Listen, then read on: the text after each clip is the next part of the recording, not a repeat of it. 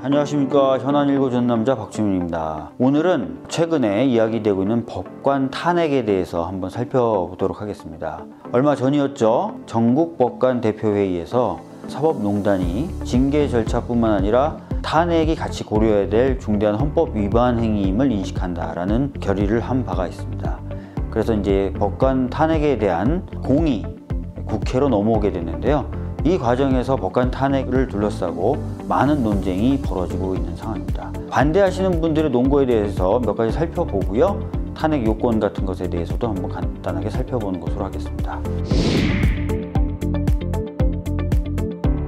반대하시는 분들 중에 많은 분들이 얘기하시는 게 지금 수사가 진행 중이고 재판이 끝나지도 않았기 때문에 벌써부터 탄핵을 얘기하는 것은 무죄 추정의 원칙에 반한다. 또 하나가 충분하게 어떤 사실관계나 이런 것들이 확정되지도 않았는데 탄핵을 한다는 것은 좀 무리가 있는 것 아니냐. 헌법 위반 행위에 대해서 충분하게 정리가 되고 입증할 만한 자료를 구할 수 있느냐. 이렇게 얘기하면서 반대 또는 시기상조론을 이야기하고 있습니다. 자, 무죄 추정 원칙에 위반된다. 어떻게 보십니까? 의견 들으면은 그럴듯해 보이죠? 그러나 사실 그렇지 않습니다.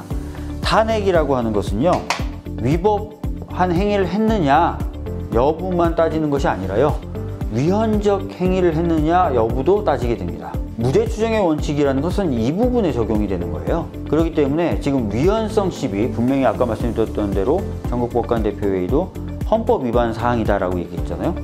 이 위헌성 있는 부분에는 무죄 추정의 원칙이 적용되지 않습니다. 그렇기 때문에 헌법 위반을 이유로 탄핵을 하게 되면은 전혀 무죄 추정의 원칙을 손상하거나 훼손하는 일은 없다라는 말씀을 드리겠습니다. 두 번째는 충분히 사실관계가 정리될 수 있고 입증 자료를 확보할 수 있느냐, 이 부분인데요. 박근혜 전 대통령에 대한 탄핵 당시에도 박근혜 전 대통령이 기소되기 전에 탄핵이 먼저 이루어졌습니다. 따라서 현재 수사 중인데 기소도 안 됐는데 재판도 안 끝났는데 어떻게 탄핵을 하느냐, 그런 말은 말이 안 되겠죠.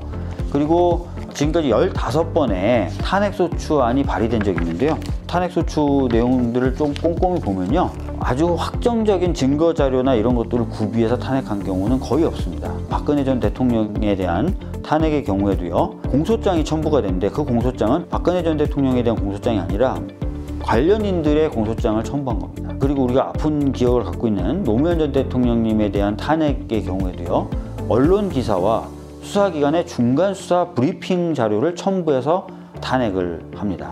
그리고 정종섭 박근혜 전 대통령 당시 행자부 장관이었죠. 탄핵 소추할 때 언론 기사를 주요 자료로 해서 탄핵을 합니다. 이번의 경우에는 오히려 대법원이 3차례에 걸쳐서 진상규명 관련된 조사를 한 자료가 나와 있고요. 관련된 문건 전체가 지금 대법원이 공개돼 있고요. 임종원 전 차장이라고 하는 핵심 인물에 대한 공소장도 나와 있는 상태입니다. 그래서 그 어느 때보다 많은 자료를 가지고 꼼꼼하게 분석해서 탄핵소추 의결서를 작성할 수 있는 그런 상황이 됐다. 오히려 더 상황은 낫다. 이런 말씀을 드리도록 하겠습니다. 탄핵의 경우에 그러면 어떤 절차와 과정을 거쳐서 하느냐. 박근혜 전 대통령 때와 사실은 똑같겠죠. 국회에서 발의하고 그 다음에 의결하고 그 다음에 그것이 헌재로 가서 헌재에서 탄핵 심판을 거치게 되는 겁니다. 근데 발의의 요건이 대통령보다 훨씬 쉽습니다. 제적의원의 3분의 1이면 발의가 됩니다. 즉 100명이면 발의가 될 수 있다는 뜻이죠. 의결은 제적의원 과반수면 의결할 수 있습니다. 즉 151명이면 의결이 됩니다. 그 다음에 바로 헌재로 넘어가는 것이죠. 이 발의와 의결 과정에서 상임위를 거치거나 할 필요가 없습니다. 그래서 사실은 법안 통과시키는 것보다 더 요건이 쉽다라고 말씀드릴 수 있습니다. 단 하나 걸리는 것은요, 헌재로 이 사건이 갔을 때 검사의 역할을 할 국회 측 대리인을 법사위원장으로 명시해 놓고 있습니다. 근데 현재 이 법사위원장은 여러분 잘 아시다시피 자유한국당 여상규 의원님이 하고 계시죠. 그러다 보니까 이 여상규 의원이 갖고 있는 이 사법농단과 관련된 태도나 자세가 굉장히 중요해지는데요. 사법농단은 아예 없었다.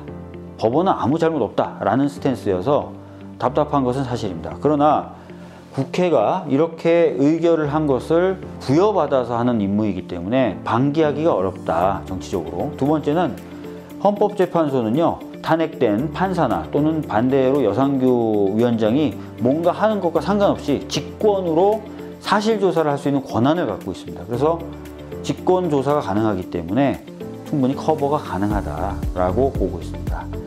지금까지 법관 탄핵을 둘러싼 쟁점에 대해서 한번 살펴봤고요. 절차에 대해서 살펴보면서 그 절차에서 답답한 부분에 대해서도 말씀을 드렸습니다. 이후에도 사건 상황이 진전되고 발전되는 것이 있으면 중간중간 이렇게 말씀을 드리도록 하겠습니다. 네, 감사합니다.